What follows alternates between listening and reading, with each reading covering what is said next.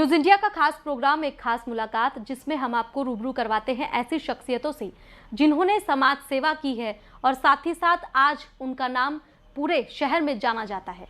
तो आज हम आपको रूबरू करवाएंगे इस खास मुलाकात में जिला रेड क्रॉस सोसाइटी के सचिव देवेंद्र चहल और समाजसेवी राजेश लुम्बा से, जिन्होंने रोहतक शहर में कोई भी ऐसा दिन नहीं छोड़ा जिस दिन रक्तदान शिविर ना लगवाया हो। देखिए, हमारे साथ हैं जिला रेड क्रॉस सोसाइटी के सचिव देवेंद्र चहल और समाजसेवी राजेश लुम्बा जी। ऐसा कोई भी दिन नहीं जाता रोहतक में जब ये रक्तदान शिविर ना लगवाते हैं, यानी कि हर रोज रक्तदान शिविर लगाया जाता है। तो सबसे पहले आप उनका स्वागत है देवेंद्र जी। तो आपको प्रेरणा कहाँ से मिली हर रोज रक्तदान शिविर आप लगवाते? देखिए, प्रेरणा तो आवश्यकता आविष्कार की जननी है। हमारा हरियाणा प्रांत के अंदर जो है पीजीआई रोहतक के अंदर ही है, और जगह तो पीजीआई नहीं है, तो हमारे को ज़्यादा काम करने की ज़रूरत होती है। मेरे साथ जैसे बैठे राजेश लुम्बा टीनू जी, हम बचपन के दोस्त भी हैं, भाई हैं छोटे बड़े, और हमने सब ने मिल के बैठ के 2014 में मेरे ऑफिस में ये सब ने मिल के जितने सोशल लोग हमने बुलाया, और सबसे चर्चा के बाद ये फैसला लिया गया कि इस पीजीआई की कमी को कैसे पूरा किया जाए।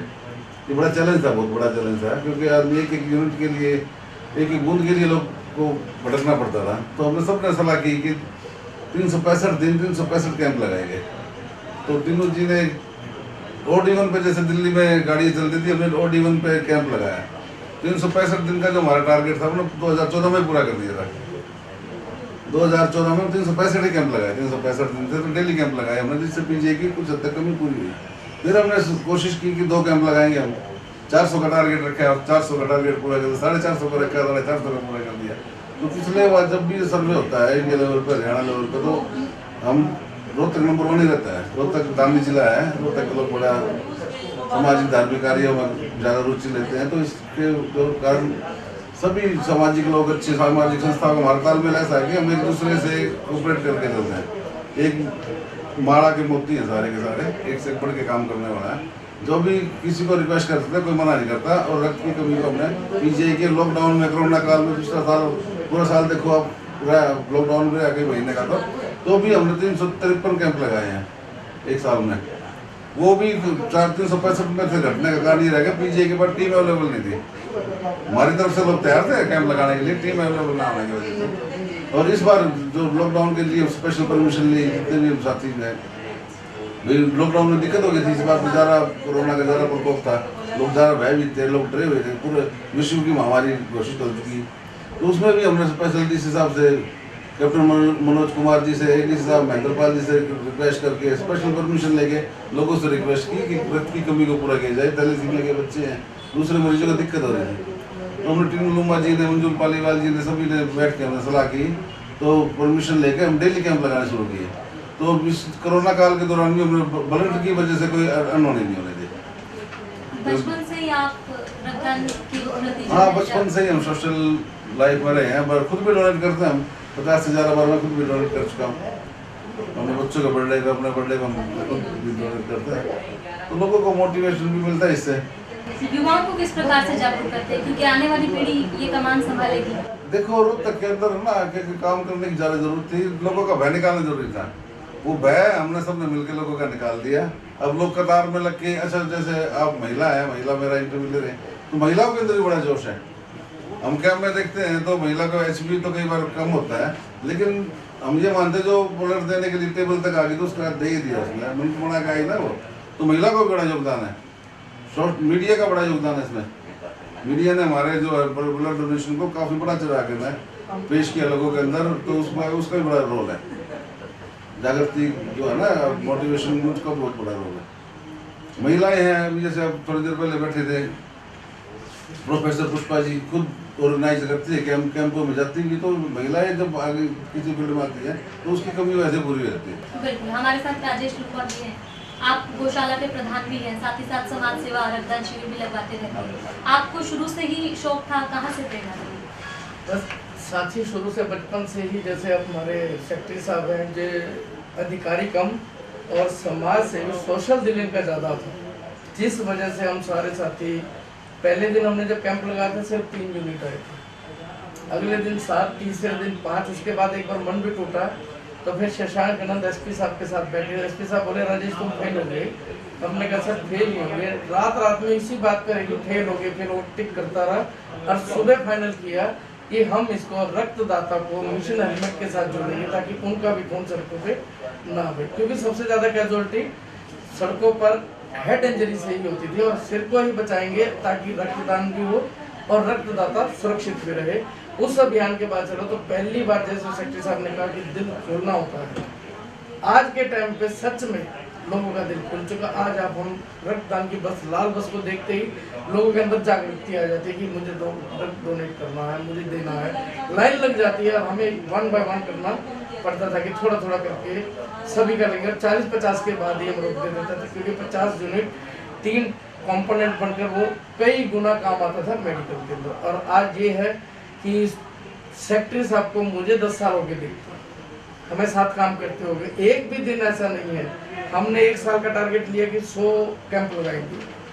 103 डेट खाली थी, हमने 103 डेट पे राजेश रूमा लिख डाला था। अगले साल फिर 2014-2015 में जब ये कार्य किया, उसके बाद हम फिर जब भी साथी नए नए उठे उनको साथ जोड़ते गए, हम पीछे हटते चले गए, उनके साथ रहे। लेकिन कैंप जब जरूरी हुआ तो बीच में, वरना उन्होंने आज आप और हम संस्था है, ये पंकज चावला और सांपला से लगे हुए, मधुकांत जी के बाद एक टीम बन गई, फिर नवनीत हुड्डा बस अड्डे पे, जो ये सारी एक टीम बन के रक्तदान के ऊपर एक महाकुंभ, जिसे कहते हैं 12 साल का, लेकिन हमारे तो रोज ही कुंभ रक्तदान का रोहतक में लगता है और लगता रहेगा।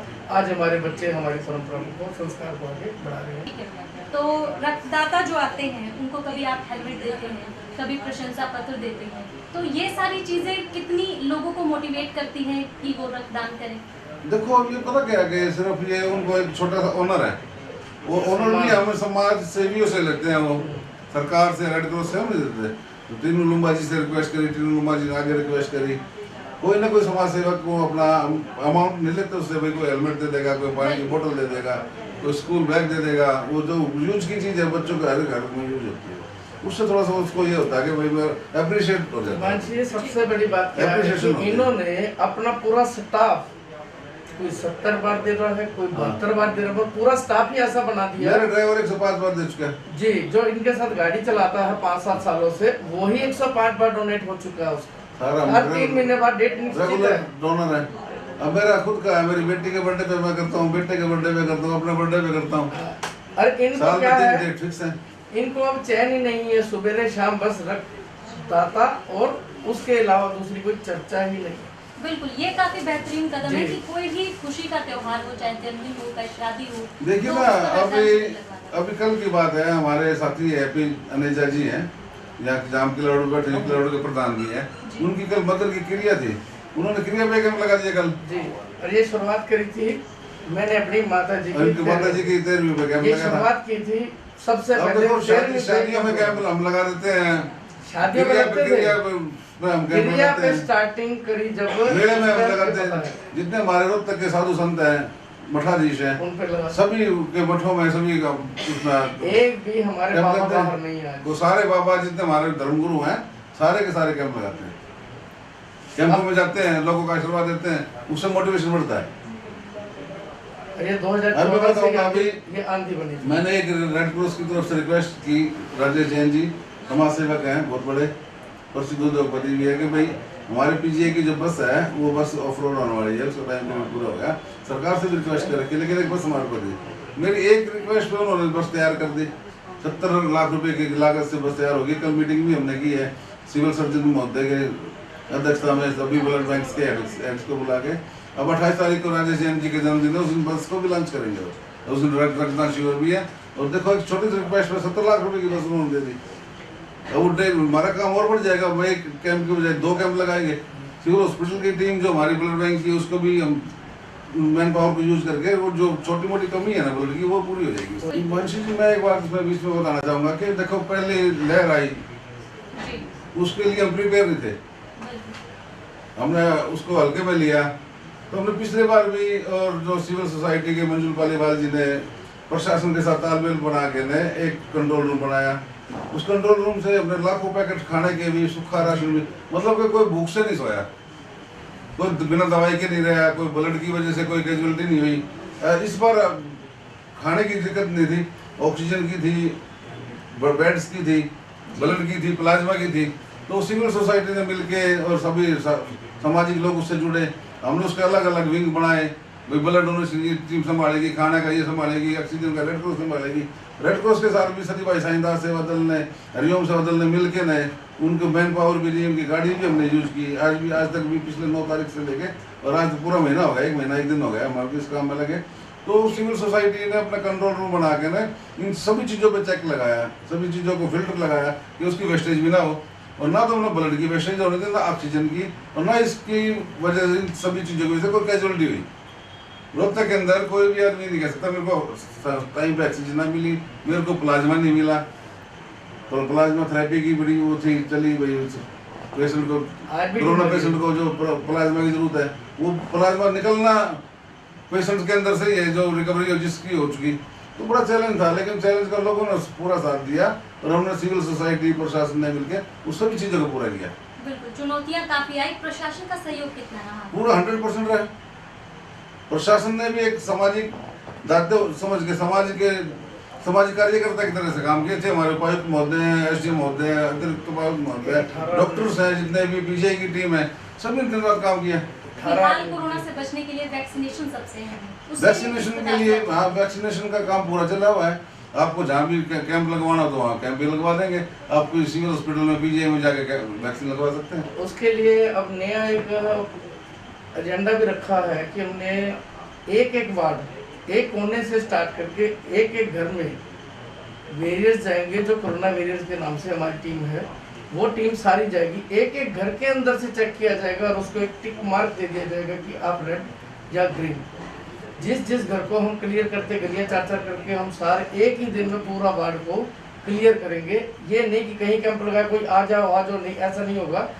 एक सिरे से लेके टेल तक जाना अब एक जिम्मेदारी बनाएंगे और पूरे रोहतक को जो यहाँ के समाज सेवी मिलके इस चीज़ को हम पार पाएंगे। जल्द ही 1-2 दिन में ये अभियान शुरू होने वाला है। एक घर में एक दवाई, ताकि दवाई की कमी से कोई भी कोरोना का शिकार ना हो। पूरे रोहतक को वैक्सीनेट करने के लिए कब तक का समय आपने? सिर्फ विदिन वीक हम शुरू कर देंगे, और जैसे जैसे जितनी संस्थाएं बढ़ती जाएंगी उतनी जल्दी उतना नजदीक टाइम आ जाएगा। और अगली लहर से पहले हम कोरोना को, भगवान करे वो लहर आई ना, और वैक्सीनेशन होगी तो हम अपने आप को, अपने शत्रु को पहले ही मारने की ताकत अंदर रखेंगे। तो ये कोरोना को राम राम।